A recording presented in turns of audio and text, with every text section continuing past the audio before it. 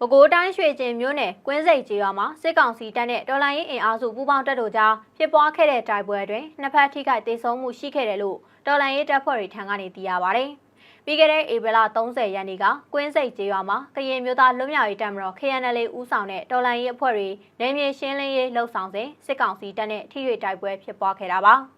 အချိန်နိုင်ဝက်နီးပါးကြာဖြစ်ပွားခဲ့တဲ့နှစ်ဖက်တိုက်ပွဲတွင်စစ်ကောင်စီဘက်က2ဦးသေဆုံးခဲ့ပြီးဒဏ်ရာရရှိသူအများအပြားရှိသလိုတော်လှန်ရေးတပ်ဖွဲ့တွေဘက်ကလည်းရဲဘော်3ဦးထိခိုက်ဒဏ်ရာရရှိခဲ့ပါတယ်။တိုက်ပွဲဖြစ်ပွားနေချိန်ရွှေကျင်အခြေစိုက်စစ်ကောင်စီတပ်ရင်းတွေကနေလက်နက်ကြီးအဆက်မပြတ်ပစ်ကူပေးခဲ့တဲ့အတွက်တော်လှန်ရေးပူးပေါင်းတပ်တွေဘက်ကပြန်ဆုတ်လာခဲ့ရသလိုစစ်ကောင်စီတပ်ကလည်းပဲခူးတိုင်းဝေါ်ဘက်ချမ်းကိုပြန်လည်ဆုတ်ခွာသွားခဲ့တယ်လို့ဆိုပါတယ်။နှစ်ဖက်စစ်ရေးတင်းမာနေတဲ့ရွှေကျင်မြို့နယ်ထဲမှာပြီးခဲ့တဲ့ဧပြီလတတိယပတ်လောက်ကစပြီးနှစ်ဖက်တိုက်ပွဲတွေဖြစ်ပွားနေသလိုစစ်ကောင်စီရဲ့တပ်စခန်းတချို့ကိုလည်း KNL ဦးဆောင်တဲ့တော်လှန်ရေးတပ်ဖွဲ့တွေဘက်ကသိမ်းပိုက်ရရှိထားပါတယ်။ရွှေကျင်တိုက်ပွဲကြောင့်မွန်ပြည်နယ်တင်စီရဲမြို့ပေါ်ကိုလာရောက်တိမ်းရှောင်သူ1000ကျော်ရှိနေပြီးစားနပ်ရိက္ခာအပါအဝင်လူသားချင်းစာနာမှုအကူအညီတွေလိုအပ်လျက်ရှိနေတယ်လို့စစ်ရှောင်အရေးကူညီပေးနေသူတွေထံကနေသိရပါတယ်။